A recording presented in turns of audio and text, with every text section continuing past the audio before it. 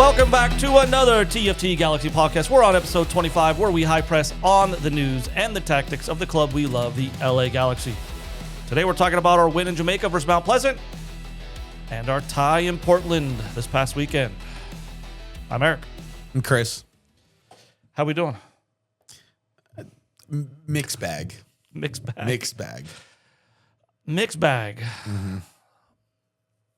Yeah. I mean, we can start with the good stuff, I guess. We went to Jamaica and we won 3-0. Yeah.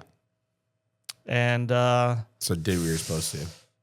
Yeah, I mean, we just completely dominated. They are not good. I'm still surprised we even took that many players to Jamaica, but we probably could have won with 8 players in a cone. I mean, they were not good, dude. Yeah, it's wild. I mean, they had to win, and they didn't even come close. Yeah, but you know what? And I mean, it is what it is. To the credit, my screen's not showing up again. But while I work on this, to Galaxy's credit, I mean, you can only play the team in front of you. Yeah. And they did, right? So yeah, we didn't really need to take that many precautions going into that game. No, but whatever. Well, moving on, we played Toluca. In other news, according or in the CCC world, LA Galaxy forward Gabriel Peck named to CONCACAF Champions Cup round of 16 best 11 for his amazing performance against a dentist, a mailman, and a lawyer. And their electrician. I mean, fine. Congratulations, Peck. But I think there is a concern that, sure, he looks real good against these teams. I think you could have put a combined Riot Squad ACB team out there and we would have won. And I think it is a concern, though. He looks really good against this type of competition, but then when he hits MLS, he's struggling. Yeah. So I don't know if we really care. I mean, I personally don't care if Peck's scoring bangers and goals at will against Mount Pleasant. I sure would like to see him scoring some at Portland. Yeah, it definitely helps the confidence, though. Sure. It helps the confidence seeing the ball hit the back of the net. Doesn't matter who you're playing. No, it's good. I mean, he can't do anything else except play Mount Pleasant and score the goals. Yeah. And so to his credit, there we go. But as you just mentioned, so we've moved on and we play Toluca in the quarterfinals. Mm-hmm. Toluca is a much better team than anything we played so far in this tournament. And we have to go to Toluca first. We're at Toluca, and then we host them. That could play to our benefit because, I mean... I think it's a better draw. I think it's better to go away first. It's better to go away first because we actually, in the CONCACAF Champions League, CONCACAF Champions Cup, we still use away goals as kind of that tiebreaker. Yes, we do. As basically a second goal. How else could the Galaxy tie both games and move on to the next round? Away goals. So... I mean, that is nice because heck, even if we draw 1-1, that's almost like a 2-1 win. Yeah. So that's nice. You know, it makes it pretty easy to go there and not have to get a result, right? You go there, you get a tie, keep it close, and you're still in it.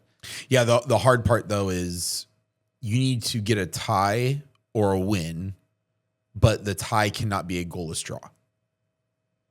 Right. Because I mean, you don't want a goalless draw, but listen, in this environment, if you get a goalless draw in Toluca, I mean, then you come home, all you got to do is win at home. If you can't win at home after you tied there, you don't deserve to move on anyway, right? That's very fair.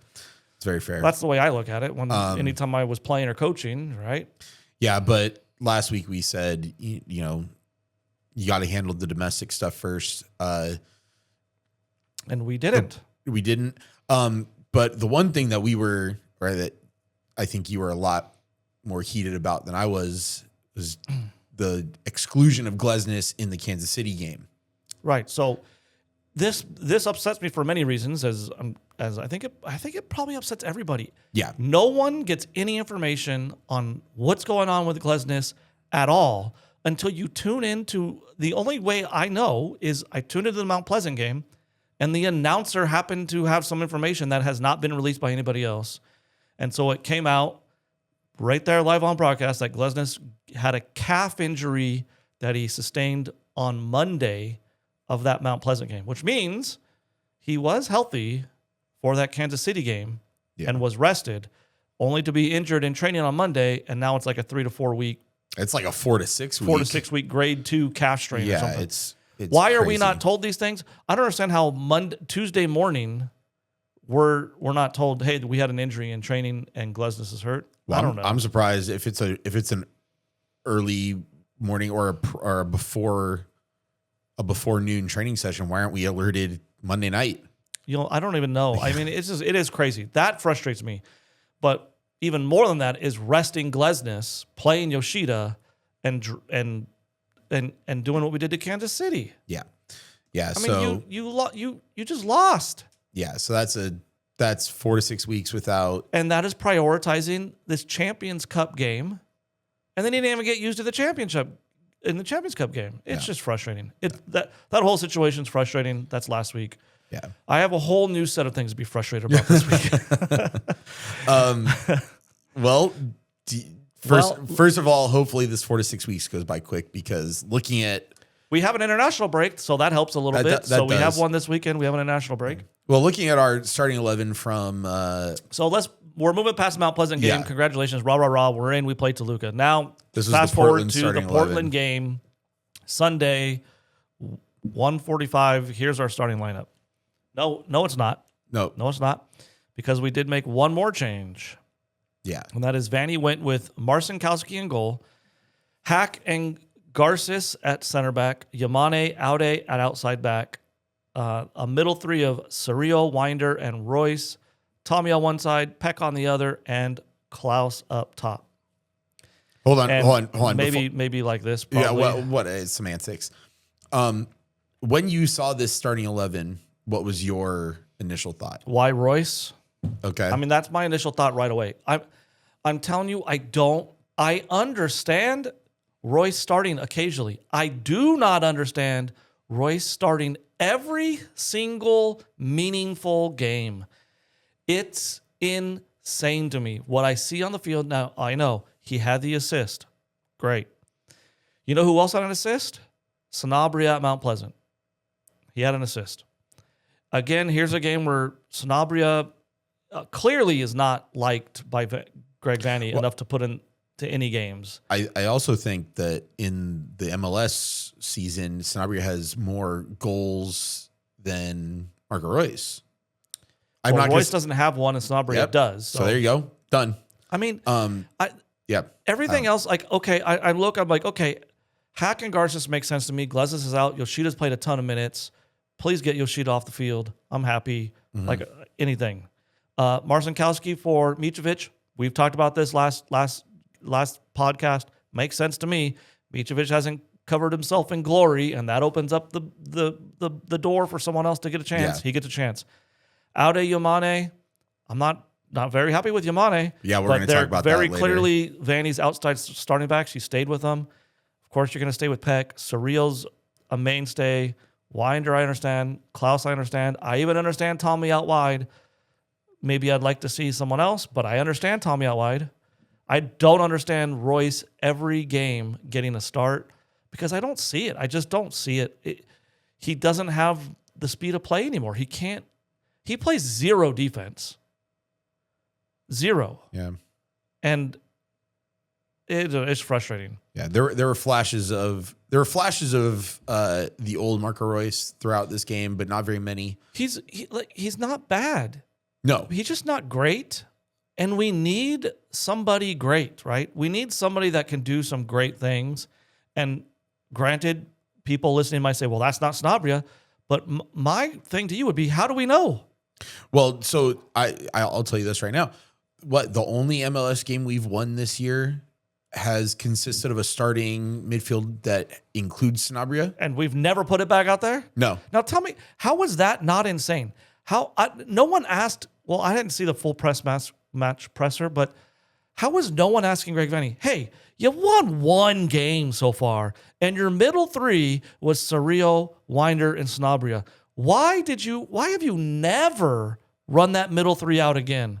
In the MLS. That's crazy. Yeah, I don't get it. I mean, everybody says, if it ain't broke, don't fix it. Well, it wasn't broke after a 3-0 win, exactly. and he decided and to to fix that point, I'm not a big Royce fan. I haven't been since he's been here. I know he's done some good things, done some great things, but it's not also just about like maybe Royce isn't good enough. It's also what if it just the chemistry's not there and the balance isn't there when he's on the field. Yeah. And Sanabria offers a better balance with Cerrillo and Winder, and together, collectively they're doing more than they would with Royce. Even though you can say, well, clearly Royce is a more technical player, but maybe sometimes that doesn't matter every time. Yeah. This game is more than just I'm good on the ball. It's a lot more than I'm just good on the ball. Mm-hmm. And then let's move up the field. We mentioned this. Awesome. Gabriel Peck is off suspension. So let's look at the two wingers who started and played a lot of minutes against Kansas City. Who had the better game? I think it's arguably, with Tommy coming off injury, I think you could have a good case to say, and I think it's correct to say that Harbor Miller had a better game than Eric Tommy. Okay, cool. You're going to sit on the bench. Well, Chris, you got to rest him. He just played. And he's only like 20 years old or something. It's just just all sorts of frustrating. Man. And then so Cuevas comes in the 62nd minute for Yamane. Harbor Miller does come in the 62nd minute for Eric Tommy. Once, I think this is a change right here where Vanny's thinking, oh crap, we're not creating anything. I better bring on the two dynamic players to see if they can bail us out of this and give them, 28 minutes to try and do so. Nascimento comes on for Winder, and then Sanabria is given 15 minutes. Again, you mentioned this last game. He's given 15 minutes to try and make something happen. And it's just you know what I do like the substitution is, Nascimento for Winder. I understand it, and I kind of like it because you're taking out someone who's a little bit more box to box when you're up a man and throwing him. These subs make sense to me. Yes, they do. The timing, like you said, and it would be great if these were being made, if these were the subs and we got a result, or these were the subs and we were winning, or whatever it is. But at least these, as opposed to what we talked about last game, they make sense to me. They make a lot more sense. But like we said, 15 minutes for Sanabria to try and make a difference. That's a tough ask. So to review, we give up a goal in the 13th minute, which again is typical of last year's Galaxy, right? Give a very early goal up and chase the rest of the game. Mm-hmm. We get a VAR red card in the 19th minute, which gives us 70, 80 minutes up a man, because I think there was like 8 minutes of stoppage time in the first half and everything all together. It was about 70, 80 minutes. Okay.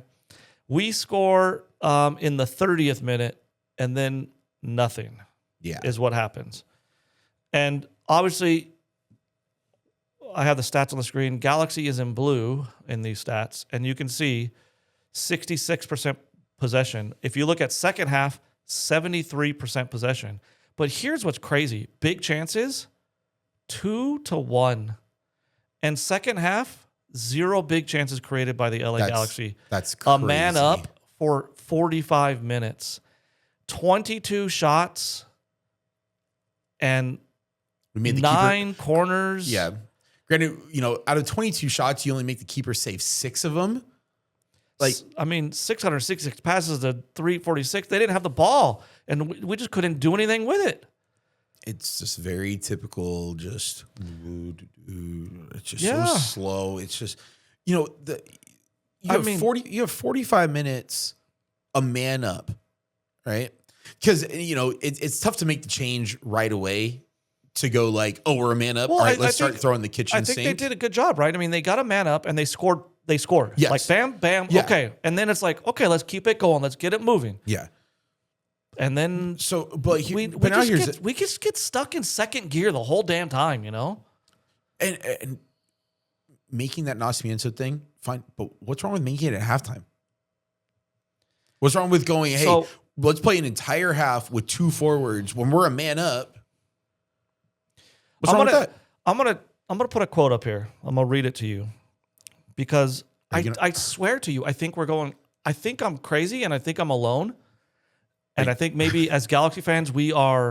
Are you going to frustrate me with this quote? No. Okay. I mean, yes and no. Oh, yes. It's not going to frustrate you. It's not a Galaxy quote. Okay. Because I feel like, are we insulating ourselves and just being big babies and crying about everything all the time and picking apart the Galaxy?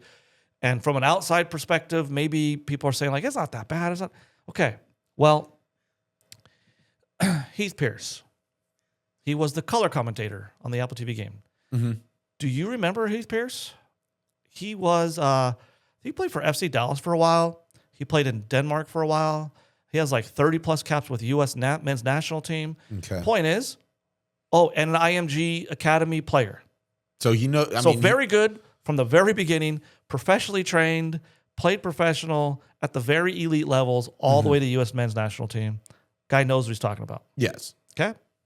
Never played for the Galaxy. He's not a G. He's got no horse in the race. Other than he's just doing the analysis. Just doing the analysis. This is in the 33rd minute before I read this to you. Where are we in this game in the 33rd minute, Chris? 33rd minute, we're tied 1-1 and a man up. Okay, we're tied 1-1, man up. Okay. Here's Heath Pierce. He's just watching the game. He understands the game. He's just watching it. Here's what he says. My issue in this moment, as you looked, when Portland Timbers won the ball back, 5-6 players from the Galaxy slowly walking back. You cannot have a situation like that where you just have players assuming we got enough players in the back, they'll handle the defensive side. You have to stay sharp and keep in transition. That means the LA Galaxy can't have 3 or 4 guys working their way back slowly. This is another professional commentator watching the game, saying what we're saying the whole time. Why are we walking everywhere? Mm-hmm. Why is the transition so slow? I mean, right here, he's saying, in this transition, I saw 5 to 6 Galaxy players walking back, assuming this counterattack was just going to be snuffed down and everything was going to be hunky-dory. And you can't have half your team just working their way back slowly. So every time I'm looking at this just tells me we're not crazy. No. This is a thing, right?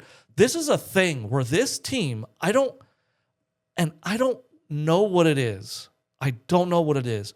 Why these 11 players get on the field and decide I'm not going to work. I don't know what it is.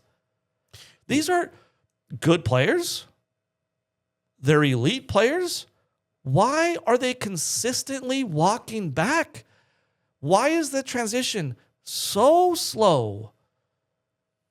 Not only this is from offense to defense, which we know is bad because we get countered and scored on like all the time, but that transition from defense to offense is slow too. Yeah. Why, even from an outsider's perspective, why are the Galaxy freaking walking around all the time? I said it in the KC game, when Jovic almost scored the first goal and then actually scored the first goal. I said it. I said the transition is just atrocious. Right. And we've looked at it the week before that, where we looked at video and we saw that Glesnes was the only one sprinting back on a goal we gave up, just running past people, and they're just jogging back. Yeah. And I hear people talk on like other podcasts about this and say like, well, they have no plan. I mean, BS, right? They have to be watching video. Are you telling me the Galaxy is not watching video and seeing this? Are they not seeing? Wow. Because when I watch it, I see it and I'm like, especially when I watch it the second time, like sometimes I write it down, but this week I didn't have anything. I was on the go. So I was just like mental. So I remember 33rd minute, I heard him say this and I was like, I got to remember that. Yeah. But as I'm watching, I'm just thinking like, ooh, that looks bad. Like we look terrible in that transition. Are they not? They have to be in the film room talking about this. But then if they are, why are we 5 games in the MLS season and we still have Heath Pierce saying why are there 5 to 6 players walking back for the Galaxy? Why? How could it keep happening? Well, there's a really easy way to fix this, and it's, here are the 5 or 6 guys who are walking back. All right, cool. Like, but let's find 5 or 6 guys. Some of the 5 and 6 that are walking back are what you would consider the lead. Like Royce is in there, I guarantee you. Oh, without a doubt. So if Royce is a team leader, why is he not leading the team? I don't. That's what I don't know. I'm just completely baffled that everybody sees this, and yet forget Vanny. Okay, let's just take Vanny out of it, and yet the people who put the jersey on haven't figured out a way to fix this yet.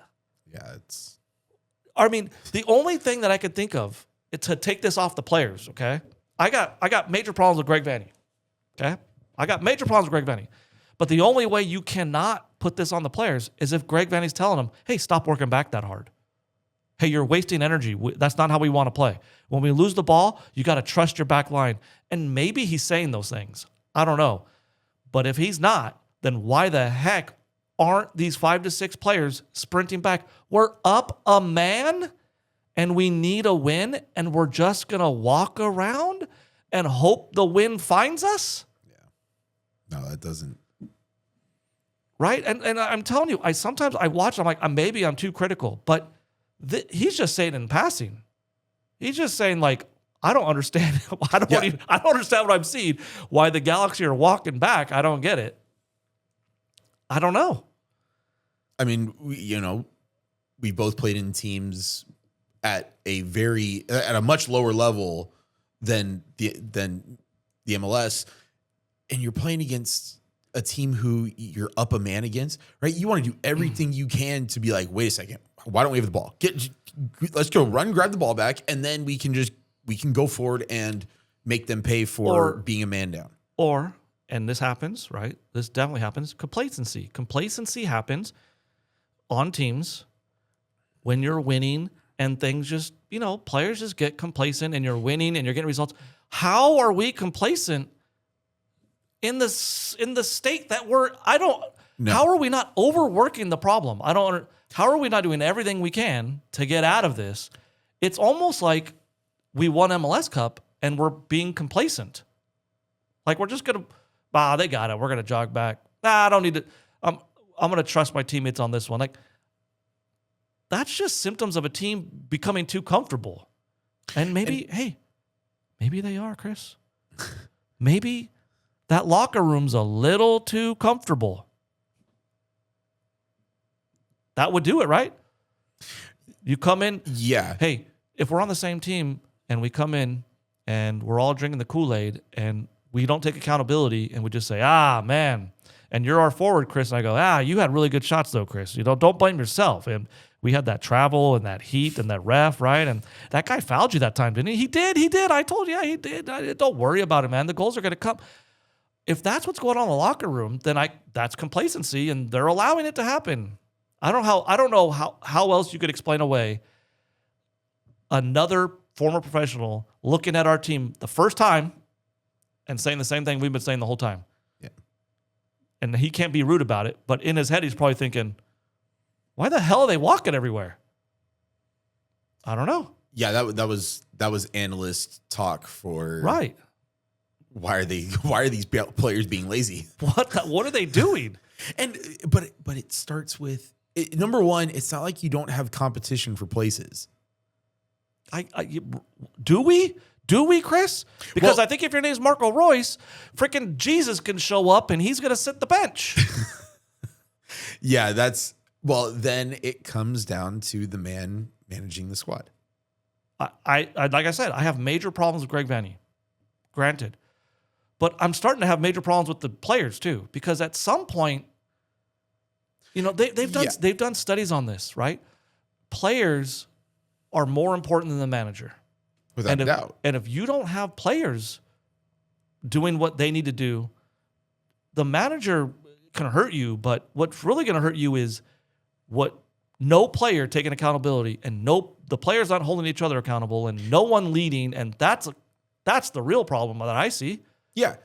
Do you see on this team anyone anyone yelling and barking orders after plays are after we're almost getting scored on, after chances are going wanting. Do you see anyone doing that on the entire team? Very rarely. I mean, if ever. I watched EPL this week just for this, right?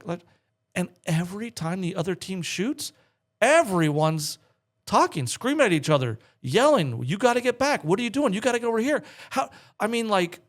The keeper touches the ball in the EPL and he's yelling at his defender, "How come you didn't Superman dive and put your foot in front of that and stop it? It should never come to me." And they're throwing their bodies around trying to save everything. And then you watch the Galaxy and it just falls apart and falls apart and falls apart and falls apart. And we just shake our hands and shrug our shoulders every time. Oh, we'll get them next time. Yeah. We'll get them next time. Well, we did travel 10,000 miles from Jamaica. It is hot. It is 1 o'clock game. We are away, so a tie away is pretty good. Like, oh my God, dude. How come no one's mad? I don't know. I really don't know. But also now as a player, if you go, if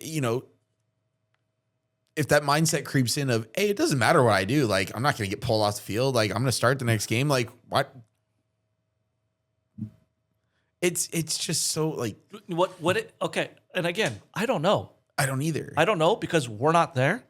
But all I can tell you is from being on teams as a player and coaching teams and even like being around professional players, and you and I have both been to college soccer practices and talked to college soccer coaches and watch how they did things and watch the whatever they're called, right? We are Sunderland and we are Arsenal and Tottenham loses every game. Those documentaries.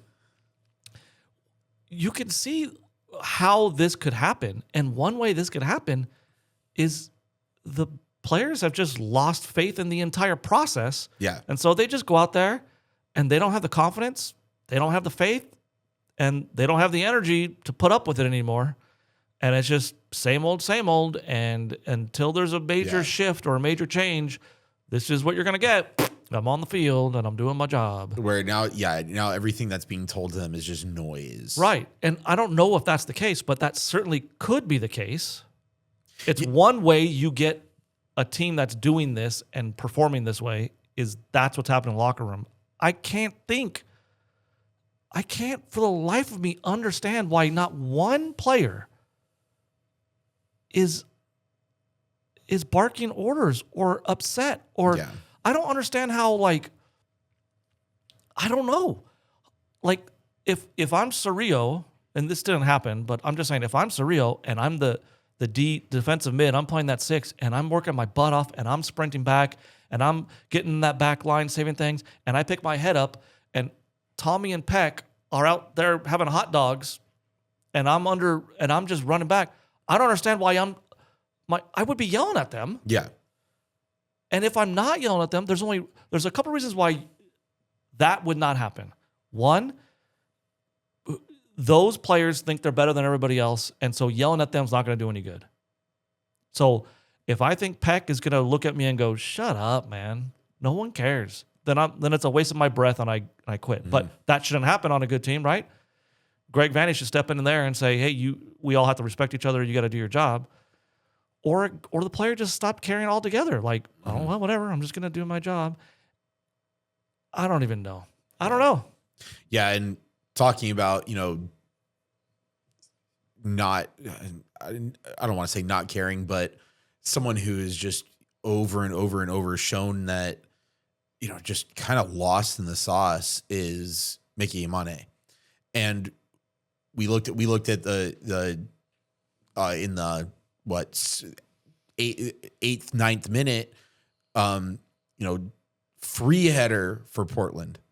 And you look at what Yamane is doing, and it's just like he has no idea where his man is. He's just kind of running back, watching the ball. And then the ball comes in his general direction, and he's like, "Oh, okay, I'm good." And then the guy comes in and just heads the ball. Luckily, he missed it. And it's like, dude, like, not once does he look around and to look to see what's going on. How come no one's looking as a center back? Wouldn't you look at him and go like, bro. Yeah. What are you doing? You can't. And then Yamane should be like, hey, mine. Hey, that's on me. It won't happen again. But you don't see those interactions. Well, number one, it's the goalkeeper. Number one, why isn't the goalkeeper in his face? You know, we all saw the legendary performance that Tim Howard made against Belgium. Almost every single shot that he faced, he's up and he's barking it. Hey, what's going on? Like, again, I can't be doing this for us. Like, it's got to be more than me. Is that because in this case, Marcin Kalski doesn't have the seniority to yell at Yamane? Who cares? I know, but I don't know why you wouldn't. Guess what? It doesn't matter who it is, right? You know, you could be playing with someone for the first time or the 101st time. But if they don't want to upset each other, and I remember I said this after when we looked at the quotes from both Vanny and Maya Yoshida last week. It's like, do they just not want to hurt anybody's feelings? But they've been on other teams, and this is professional sports. They've all been in those environments, and you know what? Maybe it's gonna take Marcin Kalski yelling at Yamane and Yamane not liking it, and maybe a little tussle between teammates on the field for someone to wake up. Because then when Portland scored their goal, okay, ball gets worked around. It's outside on Yamane's guy. It gets played into the middle, back into the middle. There's a Portland player that gets kind of in the space between him and Garces. Yamane sees him, doesn't close the space. Garces is trying to defend the center of the box because there's a guy driving at him. So he's doing what he's supposed to do as a center back, and you defend the middle. Well, then the ball gets slotted right to the guy that Yamane's looking at. Ball gets played in. Dude. And and we don't have the video for this, but looking at it, the ball gets played in. The guy slots it, across from, Marcin Kalski's kind of, hung out to dry. And the first thing Mickey Yamane does is put his hands up. Yeah, that's what I'm saying. It's like, what the body language is ridiculous, and we're gonna get to it. I'm gonna read you this first, okay, and then I think the next quote is gonna tell you what's happening in that locker room. I feel like, okay, on why this match was a draw instead of a win. So who said this? This is Greg Vanny. Okay. It's a huge opportunity lost, and so it doesn't sit well because of the amount of time that we're up a man. We get into some really good positions, and we don't take advantage of some of those situations. So what do I think when a miss as we win a man up?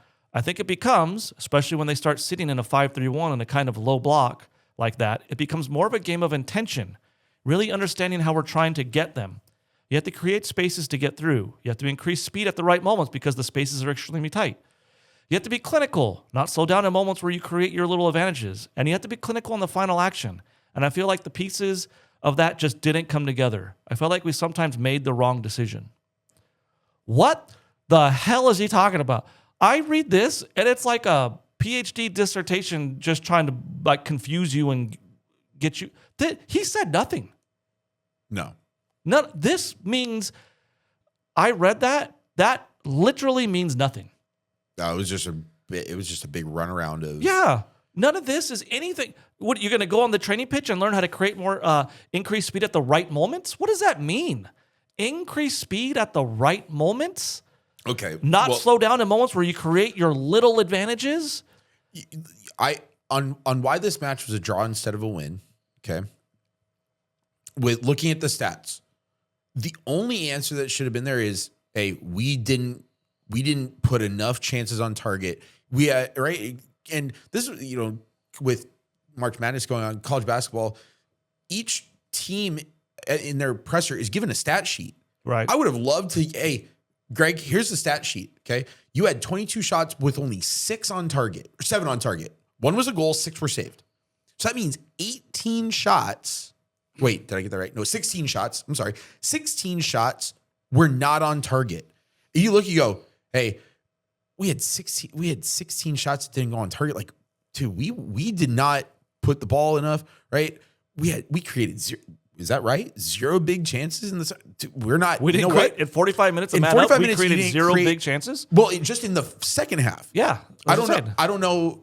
We created 1 in the first half. Yeah, but how many was that one? Well, obviously, I'm guessing that one was created was the after. one. So that means in the time that we were a man up, we created 1 big chance. Oh, yeah.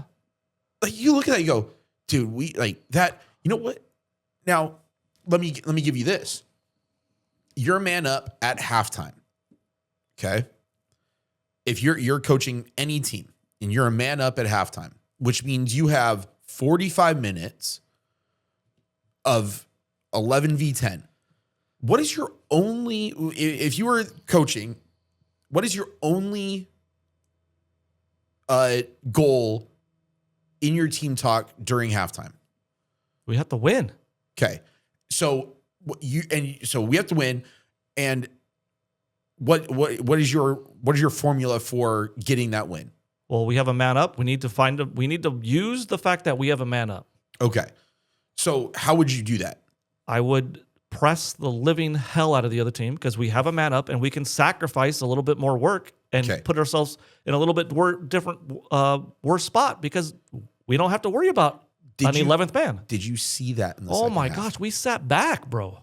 We let the back line pass the ball. They passed through us several times. We kept the 4-man back with a man up. Yeah. Why? Why not go to a 3-back if you want to keep a midfield 5, right? Or that midfield 3 with 2 wingers? Why not take a forward? Why not take a defender off at halftime and throw another forward on? Right? We said the Nascimento sub was fine. You know, he didn't make an impact. But what if he had been given that it was extra 20 minutes of just okay? But now what? I don't. Now let's go back. But now let's go back to the Sporting game. He said, "Wow, we looked really good." You know, essentially when we went to Route 1 football. Why not just go Route 1 and just see what happens? You know what it is? It's like the Galaxy think if we just do what we're supposed to do and play this game the way, you know, we think it's supposed to be played, we're just going to find wins. And they're forgetting the passion work rate side of it, I feel like it's just so lifeless. It's so lifeless. And I think the only reason we were all excited this year, and we kind of were with the additions even before, but Ricky is full of life. Yes. And so you take a lifeless team with a lifeless strategy and you insert Ricky, at least 10% of your team is going to be full of life, right? And then that is kind of infectious and it kind of spreads to the team. Yeah. Without his life, it's so pedantic, like we said before. It's so it just lacks passion in life. And it's just are we just supposed to just find a win like this? If we're talking this on why this match was drawn instead of a win, where was the work rate? Yeah. Where was the passion? Where were we throwing bodies forward, hitting posts, putting ourselves in tough spots? Man, like I said, if we tied 1-1 and we were just going full throttle, man, and we're hitting posts and we're running people over and we're over pressing and but if of those 22 shots, 18 were on target and he had, cause if he had 18 on target, one went in and with 17 saves. Yeah. Hey, you know what? Keeper stood on his head, man. Yeah, and you say unlucky. Keeper stood on his head. We can't watch this game and say, well, that was unlucky. It wasn't unlucky. It was not unlucky. We don't do enough to win. Right. No, we don't do enough. Okay, so now why, Chris? This next quote, I think, is going to tell you why, and I think it's what we thought about before. There are problems with personalities on this team, and I don't think Greg Vanning is the big enough personality to overcome the plethora of personalities he has. Wait, hold on. Wait.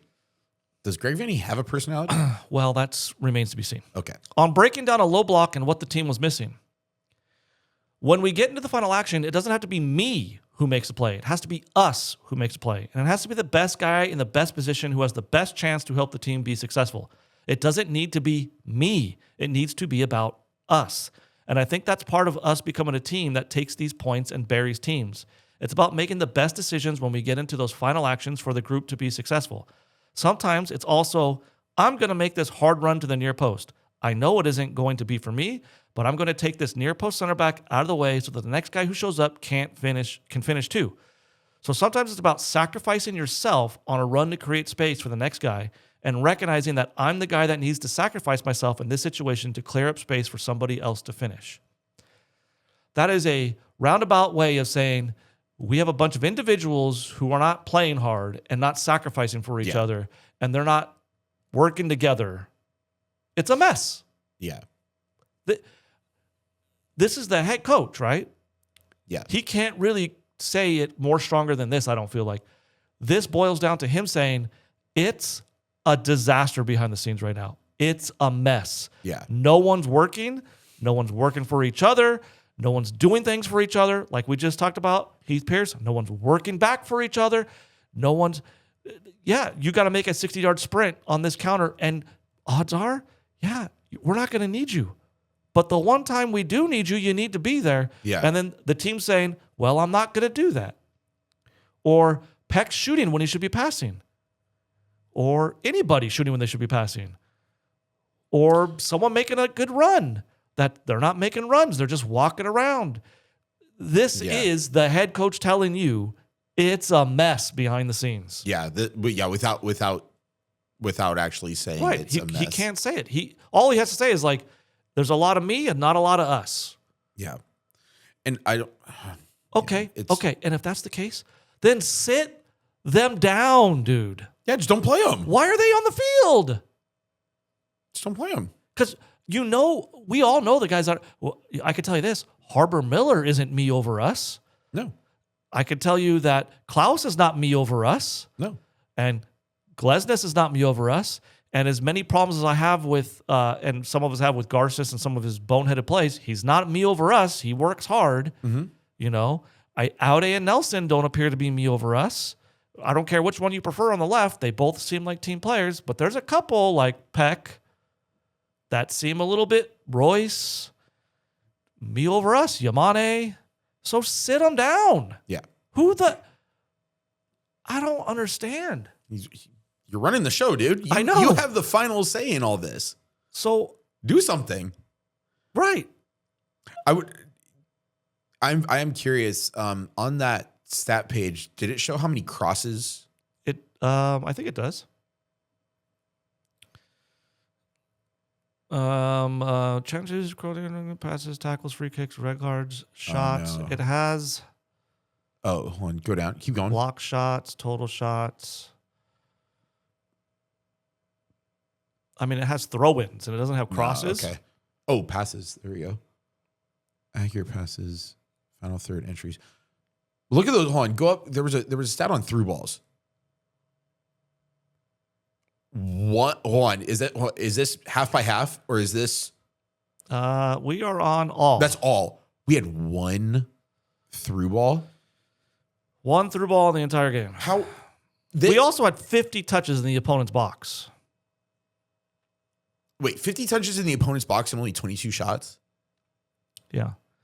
I mean, listen, again, I think we all know what's happening now. It seems clear as day to me. You look at these stats, you listen to other people comment on what they see, which is the same as what we see. You read Greg Vanney's comments.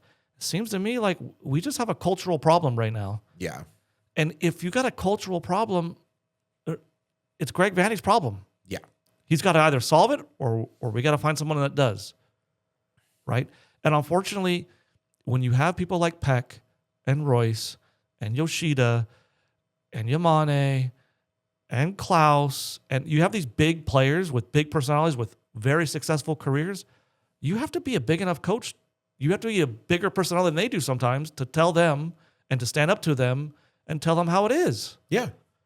And like in Galaxy history, Bruce Arena was great at that, right? He had Keane, Donovan, and Beckham. Could you imagine could Vanney handle Keane, Donovan, and Beckham? Well, you know what? I almost want to say that between the three of them, I know at least Robbie Keane is a big enough personality. He, at certain points, he probably would have brought the team in and go, if the team got together, he would have been like, hey, I know more than you. Sit down. I got this. I can't imagine if you drop Keane, Donovan, or Beckham, which I think is the best team we've ever had, LA Galaxy. At 2014? Yeah. Okay. If you put one of them on this team, I can't imagine them playing a game and not screaming at everybody on the field. Yeah. Because we've seen it, right? We told you to go watch. Go watch the Colby Jones one where he interviews Maya Yoshida. And when Mayo Shia says, what do you expect from us this year?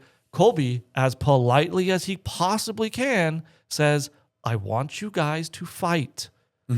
Because everybody sees the lack of passion, the lack of fight, the lack of work ethic. And it just floors me that no one is doing anything about it. Yeah, and out of the three that you named, right? I mean, let's look at that. One, Robbie Keane had to grow up in the same house as Roy, right? That whole family just I would imagine a family dinner in the Keane household when they were younger is just all of them just yelling at each other. A lot of yelling, a lot of cursing. But it's also how competitive was Robbie Keane. Exactly. David Beckham, who was yelled at a lot by Roy Keane because he wouldn't do, in his younger days, wouldn't do those things. And so he just said, well, if, I had to make sure I did them because players like Roy Keane, Peter Schmeichel, Eric Cantona would just berate them. Well, and let alone Sir Alex Ferguson. I used to tell this story to my players all the time. You think about David Beckham, and he kind of got a bad rap as being posh and all that, right? Because of his lifestyle and who he married and all that. I remember telling my team, when David Beckham was at Real Madrid, every Monday after training, he ran 26 150s on the track. Like, that's not a guy that's going to lose very many battles. He is putting in beyond work. Yeah, and if he's going to lose a battle, it's going to be against someone who surprisingly... Right. And then you tip your hat. Yeah. Because what else did David Beckham do? Take a bag of 100 soccer balls and shoot free kicks. And when those guys step on the field, and Robbie Keane probably did the same thing in different ways, right? And those guys step on the field and things go wrong, they're thinking to themselves, and this is a thing I always imparted to my players too, is you care as much as you put in. So if the Galaxy is not putting anything in, then when things go wrong, there's nothing, who cares? Yeah. But when you're David Beckham and you ran 24 150s and hit 100 balls on Monday and then Tuesday, and then you step on the field Saturday and you're losing 1-0 because no one wants to work? Nah. I didn't do all that to watch you jog around and us to lose against this team that we should be beating. I'm not going to have it. Yeah, and then you had Landon Donovan who, would just make runs after runs. Landon Donovan would break the fitness tests. Yeah, and he's very famous for national team. Like, he break the all right, test. the fitness test is done. I don't know. He's still running, coach. I don't know. Yeah, but there were games he's just making run after run after run and getting battered. And when he's the only one doing it, you just look around and you just go, and it's like, guys, if I have to do this by myself, I will. Like, just keep everybody back there. I'll handle everything else. Like, but it's that mentality of I'm going to do absolutely everything I can to make sure, one, we don't lose, and two, we win. Right, because you're putting so much into it. Are they not? I don't know. Are they not putting anything into this? Are they not? Well, we will never know because we aren't there every day. We aren't. But there I can't imagine observing. Let's say you are Elijah Winder. You're pretty low on the totem pole. It's in terms of seniority. Hold on. I think you have to go even lower. I would go Harbor Miller because at least Elijah Winder's playing and starting. He's starting. Harbor Miller's so young. So what do you do if you're Harbor Miller? Well, because you got to imagine.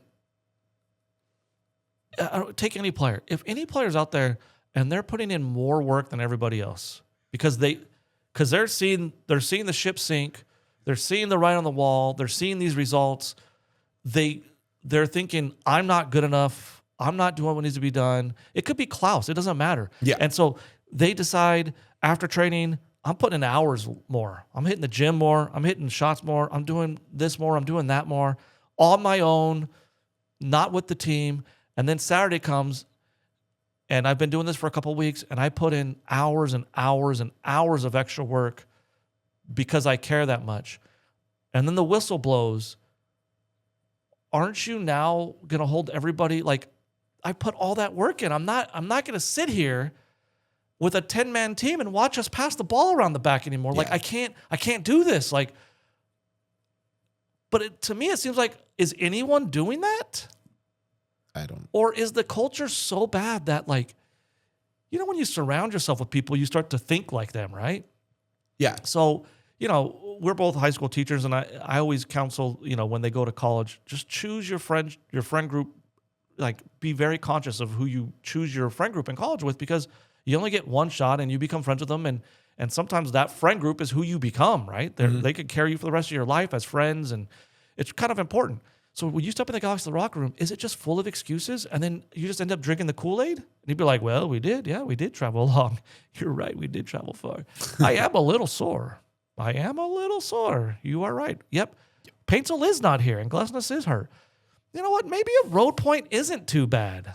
I think I'm with you. I mean, you tie your away games, right? That's kind of what we say in soccer, and we tied our away game. Is it? Is the bar so low that everyone just ends up? Well, or here's the other thing that I was thinking about right now is what if you have a couple of those louder voices in the locker room that are willing to speak up, but what if everyone's like, no, right? Don't say that. I think so. I think that's what's happening. So I think Harbor Miller could absolutely. I think someone like Harbor Miller is probably going like, why am I the hardest working one out here? But you know what? At 19 though, right? Like if he says anything, I bet everybody else is just you could tell. And this has been, and you know this because I've said this for a long time.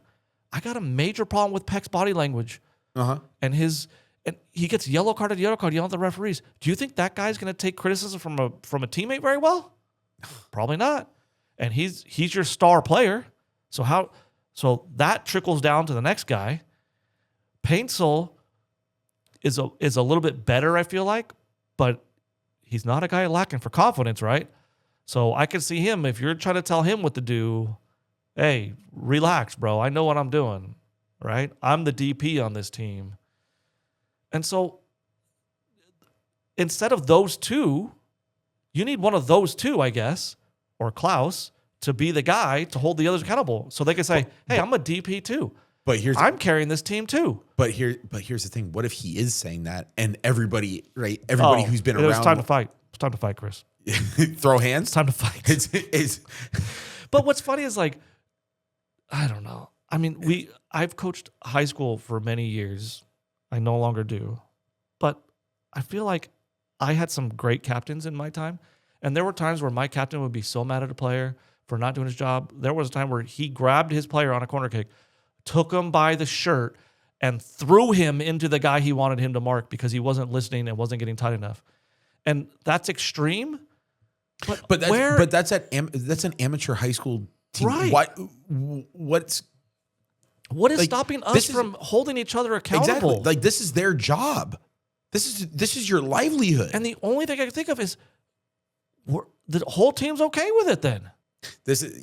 So it's crazy. No one's sprinting back. I'm a center back. I'm Maya Yoshida. I have the speed of a tortoise. And I'm playing center back. And I'm just wave after wave are coming at me. And they're shooting from 25, 30 yards out and scoring goals and getting rebounds. And it's happening to me time after time. And never once does Yoshida get mad enough to show some passion on the field and yell at a center mid or something. Like, you got to get... No, it's just like... He doesn't want to hurt anybody's feelings. Oh, what are we going to do? Like, I mean, we're never going to get out of this. If it'll be the luckiest thing. They all need to play the lotto if they get out of this, because they're not putting the work in or doing anything to help themselves get out of these positions. No, they better help Paintsel comes back and start scoring 2 goals a game. Yeah, because that would really be the only... Honestly, that's the only way that... And Glesnes comes back and plays every minute and is a stalwart at defense, and then maybe we get out of it. Mm-hmm. But the symptom's still there. Yeah.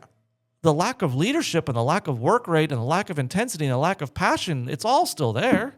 Yeah. Well... And you could... You know how you know this is what's happening? Because it's happening in the stands too, right? Like, I'm not far away, Chris, from showing up to games and being like, oh, whatever. Hey, Eric, Royce is starting. Yoshida's back at center back. And Tommy's out there. And Harbor Miller's on the bench. And I'm just going to be like, after a couple games, you'd be like, yeah, whatever. Well, that's what it is. What is what it is. And you stop caring. Hey, you show up to work and, everyone here, they know we're Galaxy fans. So everyone's like, oh, yeah. hey, the Galaxy lost again. The Galaxy, and you end up just going like, yeah, whatever, they suck. Yeah. Okay, yeah, stop caring. Like what else is new? And then that bleeds through the whole team, organization, stadium. Well, and I mean the organization feels it because you're gonna have us who are season ticket members, and I don't know if I don't know if you've had this thing, but there have been some of the years where we were really bad. Like it's painful to go, or like if you have anything that's like the that 2024 champion season, we would make sure that plans either ended early enough or cancel plans because hey, we got a Galaxy game. Like, I want to go to the game. But what's getting you there, Chris? 5 games, 1 win this year. So I'm going to turn the TV on or drive down there, and odds are we're not winning. And by the way, when we're tying and losing, they're not hard-fought ties and losses. No. They are some of the most boring soccer you've seen. Yeah, and even like so even watching even away games, right? I don't have to leave. I don't have to go anywhere. But it's like awesome. You turn it on, you're just like after like halftime, you're just like I don't want to watch this. Yeah, it's just like or it's just like why would I take like you and I are the same way. We don't. It's not like we're 20 minutes away from the digs. It's a whole day for us. And I think it is for a lot of people. Yeah. So again, forget the whole, the players are getting paid no matter what. But what about the fans that are going to stop showing up? They already have. It's already not. So it's already lower attendance and lower attendance. So now here's the thing. That means there's less concessions. There's less merch. There's less everything being sold, which means the bottom line is getting hurt. Like, look on the business side of it. Wouldn't you want to look at everything and go, guys, you are now costing us money on the business end of it. But you need the business end is wrong too. How? Okay, explain. Well, like forget the ins and outs of what's happening at the stadium. Yes, we know that there are plenty of times where it's in shambles. Here are 2 decisions that just don't make sense given the state of the Galaxy. One's very obvious. We gave Greg Vanney a contract extension in the middle of the worst start in MLS history. Yeah. What sport and we talked about this when it happened. If you were a high school coach, you'd be fired. Yeah. They didn't just not fire him. They rewarded him with a contract extension and then put a press release out that they did it. Yeah. And then things haven't been going well. And I think it's the wrong time to announce, hey, we signed Royce to a contract extension. Yeah. Why? No. Why? On the grounds of what? Yeah. What? Who's making the decisions? Yeah. Now, why don't you wait a couple months and maybe Royce proves, hey, man, he's having a good year. We're going to re-sign him. Mm-hmm. But why would you do it before anything has ever happened and sign someone to a contract extension? Yeah, anybody. I feel you. Even like we love Cuevas and Harbor Miller, right? At least there's more argument you lock them up long term. But let's take Paintsel. I like Paintsel. But why would you sign him to a contract extension right now in the midst of what's happening? Yeah. You have to give it some time. Mm-hmm. And if he starts performing, all right, let's sign him. Let's reward him. Giving Royce a contract extension in the middle of another terrible start, it's just head scratching. What are we doing? Yeah. We're just handing extensions out to hand extensions out. Yeah. Yeah, I've heard enough. I think Greg Vanney deserves another contract extension. I've convinced myself. We're going to extend him until 2030. No, but I mean, you might as well announce Yoshida's going to get a contract extension. That is not out of the realm of possibility. I can absolutely see them announcing we signed Yoshida for another year in the middle of all this. Yeah, yeah. It's the decision making is baffling. Let's leave off with this. How far away do you think the Galaxy are from parting ways with Greg Vanney? Oh, I don't think they're going to. So what if we are in last place again, or bottom 3 in the next 3 months? We're still tying and losing, and we get a win here, we get a win there, but for the most part, we're just terrible. You think they still just stick with Greg Vanney? Seeing how the decision making has been made, I wouldn't put it past them. You know what's scary? I agree with you. With accountability from the top all the way through to the bottom, it doesn't matter what you do. With the justification being like, all right, well, Ricky's back next year, and you know what happens who knows? Yeah. You got Wilfred Nancy out there. I think Robbie Keane's out there looking for a job coaching. He applied for the Spurs position and didn't get it. Oh, dude, I would love Robbie Keane. But you know what? Robbie Keane might murder everyone in the locker room. Why are the ball boys playing tonight? What happened? Hold on. No, this is what it's going to be. Robbie Keane's going to get the job, and then he's going to be like, oh, yeah, this is actually a player manager, so, like, I'm going to step on and play. Yeah. And I'm going to show you how it's done. And you know what would be funny? He'd probably come in and, like, score a goal. I don't know. I just don't see anything changing, and the only way this changes, I feel like, I think we have to rest our hopes on Paintsel and Glesnes when they come back. Yeah. Because Painsel's able to do something out of nothing and produce chances. I would love to see a Paintsel Harbor Miller winger partnership, but that's never going to happen. No, the Peck's going to play no matter what. And you hope that Glesnes is the rock he is in the back, and he just solidifies everything. And Paintsel, just by virtue of being on the field, is a danger and stretches teams and creates more space, and everything just kind of works. We really have to hope that everything just kind of works out, because I don't see very much proactive changes or movement to try and fix this. Well, it's gonna be a little while until we actually see if anything changes, because the next, at least MLS game for the Galaxy is April 4th at the Digs against Minnesota. Minnesota has a very similar recent five. All right, they've drawn 2, lost 2, with only 1 win in their last 5 matches. Or 2 wins, 2 losses, and a draw. So we were saying the same thing about Kansas City. Yeah, we were. And Colorado. And Portland. The record doesn't mean anything. I mean, we haven't even stepped up to LAFC, Seattle's.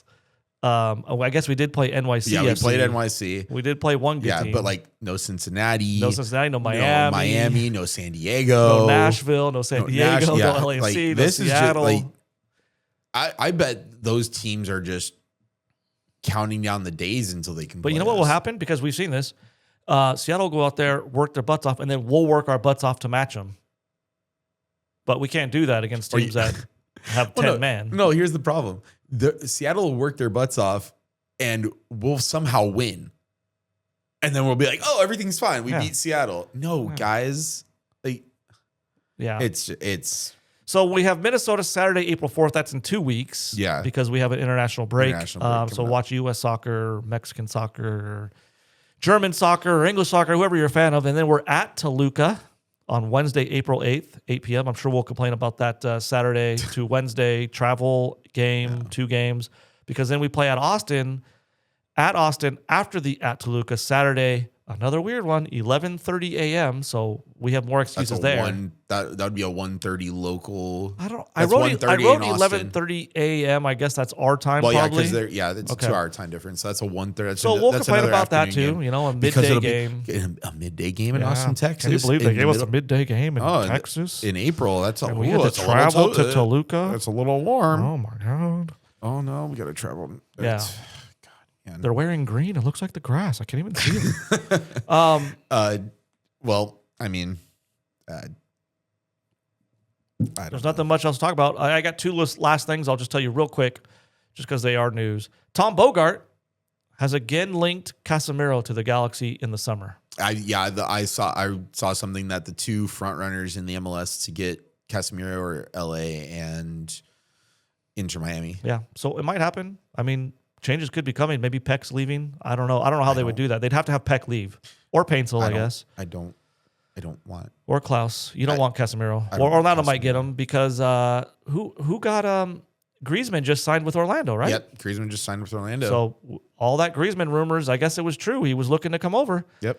And then he'll arrive, I think, after the World Cup. After World right? Cup, yeah, he signed for after World Cup. Yep. And the last thing is Landon Donovan will return to the field, Chris. TST, right? TST. Oh, the soccer tournament. Yeah, the soccer tournament. He will be playing with Sneaky FC, organized cool. by the famous hero and goalkeeper, MLS MVP Mike McGee. Goalkeeper.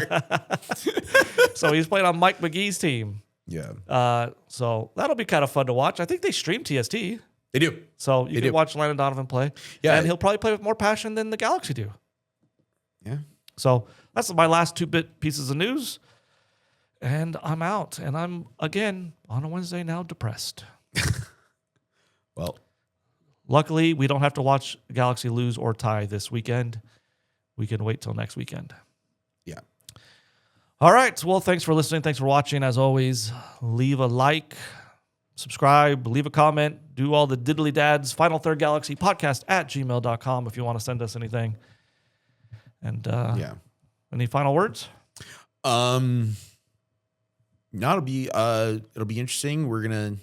Without a game, we're gonna come up with a show for next week. I think we can get back onto our all-time Galaxy 11. Chess. Oh, yeah, that too. Yeah, all-time 11. Yeah, we get back to our all-time Galaxy 11. There are a couple things that we put on hold because we actually had a lot more off-season news than we thought. So, yeah, we're gonna give you a show next week.